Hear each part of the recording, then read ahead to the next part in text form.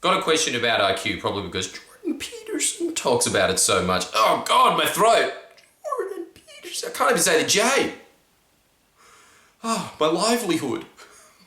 What am I going to do without being able to do impressions of him? But I've always believed in that because my mum was a disabled teacher for many a year, and it's just drummed into you if you have a degree in psychology or if you are from that realm where you have to deal with people with low IQs that, yes, at a certain point, if your IQ, I think it's below 85, I'll have to double check that, but after that, it becomes very difficult for you to be employable. She used to have to teach kids, it was heartbreaking stuff, have to teach them there for 4 years how to put on a lid onto a bottle properly so they could go to a factory and do it. And then now the machines have just come in, they're just like, go home, Timmy. It's really fucking sad. Yes, if you are born with very low IQ, as in, but the thing is, if you're watching this channel, because everyone's like, what's my IQ? I bet you it's probably 70. No, if you're watching a show about self-help, you're probably up there. Or your Oprah's audience. I don't know how intelligent they'd be. There'd just be a bunch of housewives being like, yay, Ellen's being interviewed. But, you know, a lot, actually, well, it depends. But if you have a mass audience like Oprah's, there'd probably be some dummies in there. But in general, but that's why the self-help on Oprah's show, and I listen to Oprah all the time, she's my girl, but it's very simple self-help, isn't it? But, you know, it's still works. Good for her. I still listen to her podcast. Just her voice is just like, night, mommy. So, you're watching this finger? Where's it gone? If you can't follow it, you have an IQ of below 120. But that's the whole thing, is that everybody's always sitting there just being like, you have a low IQ. You don't know. I hate this internet buzzword shit of just being like, IQ level 1,000, am I right? Anyone who says that probably has an IQ of fucking 90. So anyway, see, but there's the whole smugness of it again. You don't know what your IQ is.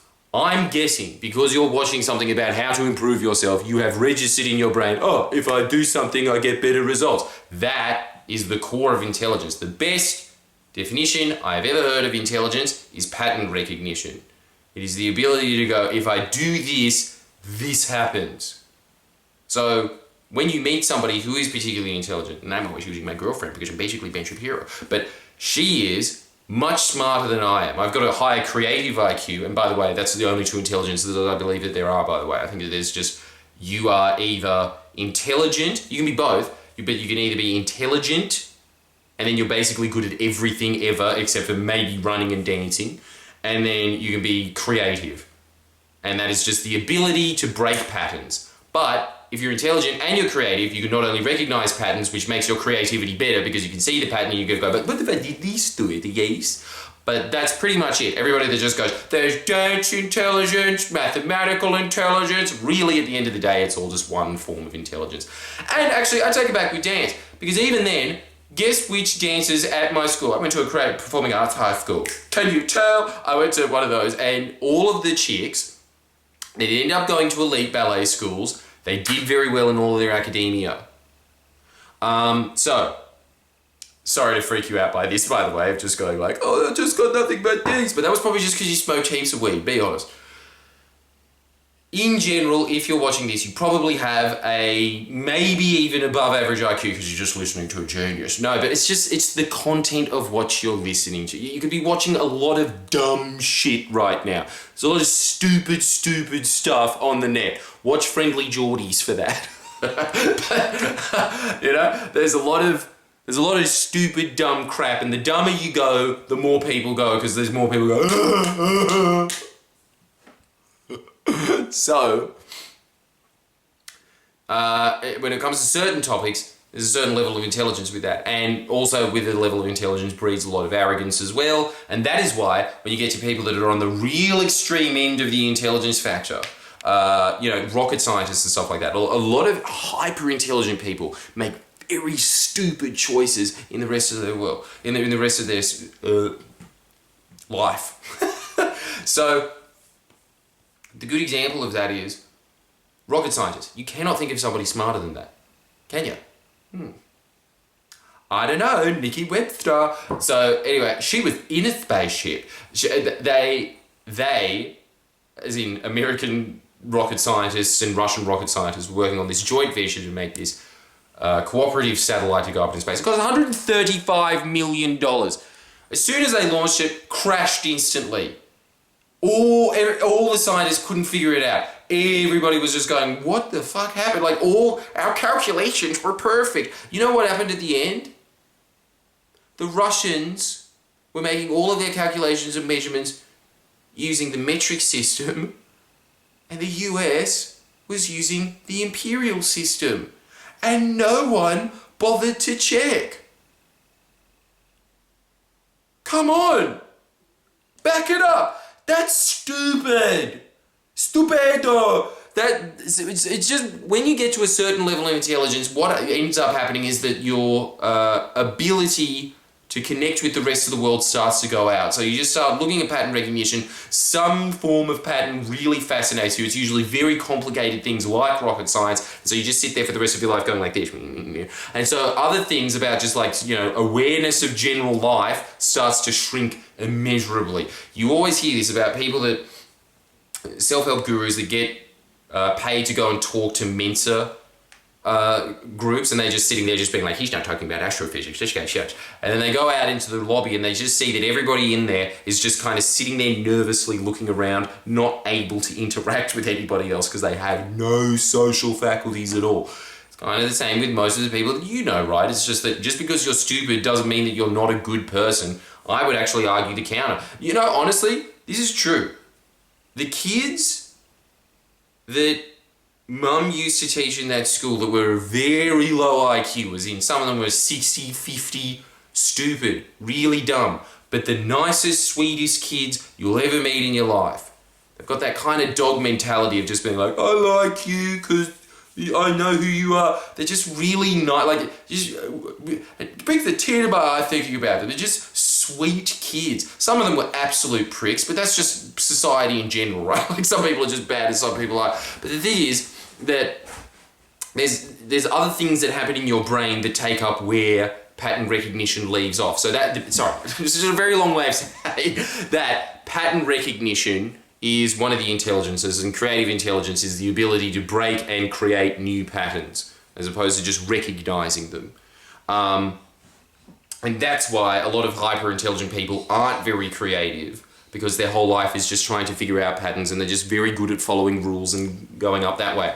And that's why a lot of people that are very creative end up homeless. So, what I'm saying about it in general though is, yes, there is a distinct pattern as to how intelligent you are and how high you rise up in society. Then it starts petering out at a certain point. And I don't know exactly what that is. It might be 120, 130. After a certain point, your intelligence starts to inhibit you, unless you go into the academics or something like that. But even then, I wouldn't like to have that job. That sounds fucked.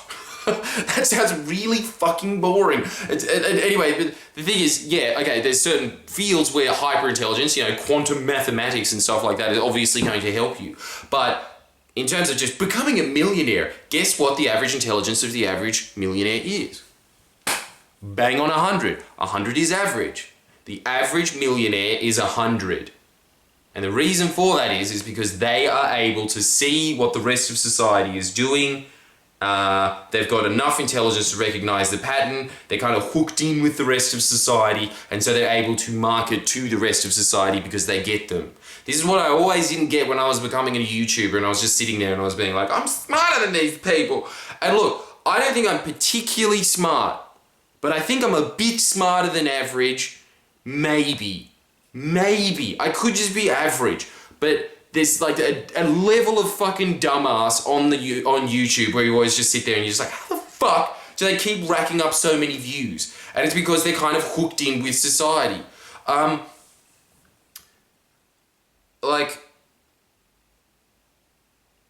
So in a lot of ways, actually, intelligence doesn't help you.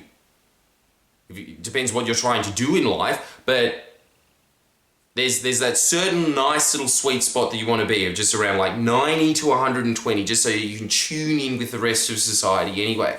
So you don't want to be hyper-intelligent. Hyper-intelligent people are extremely isolated. There's a few counterexamples of that. I truly do believe that about my girlfriend. When you just meet her, you can tell she's much more switched on than most people. A lot of it is just to do with the eyes. You can see that a lot of intelligent people, they're constantly darting their eyes around, because every time that your eyes move around, it's a new thought. Whereas when you look at stupid people, what are their eyes always doing? Just this. But yes, in a way, your intelligence will determine how smart you can actually get. So if you've got an IQ of 85, you might have that little range of, maybe if you try really hard and you study extremely difficult and you read things that are out of your level, you might be able to get to 100 IQ. And if you're at 100 IQ, you might, with a lot of attention and effort, you might be able to get to 120 IQ. And honestly, I think that's what happened to me. I think that I started out pretty fucking average, pretty stupid in comparison to the grand scheme of things. But I think just because naturally, because my job, I have to read a lot about politics, I have to read a lot about policy. As a result of that, I know a lot about a bunch of different sectors of society. I just have this constant thing in my mind from just a young age of just constantly reading non-fiction. I think it made me a little bit smarter as a result. But that is earned smartness. It's just not that natural level of smartness. And what I'm saying is, you can also increase your intelligence. That is just proven. Jordan Peterson will agree with that. He's just saying that the scope it's just limited at a certain degree. And that is also true as well. But what also he doesn't factor in is the fact that, again, the most millionaires on average have an average IQ. Now there's other, this is the thing that always gets into it as well, is that those average IQ people are just usually the ones that are just like, I noticed that McDonald's makes money, so I bought a McDonald's. So they're not innovating in a way that, that's the other thing that, you know, a lot of high intelligence people that become extremely wealthy do, your Elon Musks of the world and stuff, they're making new things. And they're developing new things, and because again, pattern recognition, figured out how to break the pattern, boom. I think just knowing that in general is just a very intelligent way of looking at the world, obviously, because it is the core of intelligence, but it is a good way of looking at the world. It's just pattern recognition. And also when you're trying to be creative, what is the pattern? How can that pattern be changed? That's what I'm talking about. Now, obviously, when you're thinking about pattern, obviously you're just thinking like, oh, do you mean in Spotlight? Yeah, that's one way of looking at it. But another way that you're doing it is just really, really simple here. Say that I do this with 2 rocks really quickly, it'll spark fire. It took our species, I don't know, probably 1 million years ago. We got there. That's what's genius about human beings. That's what makes me very proud to be part of this species. There's a lot of things that you just sit there and you're like, you can't. But that's one thing where you go, damn, we're killing it.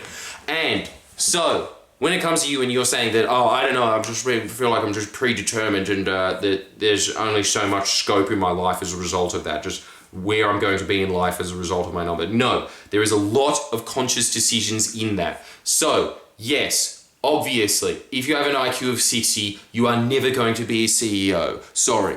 But, the vast majority of people, if you're listening to this, that's not you anyway.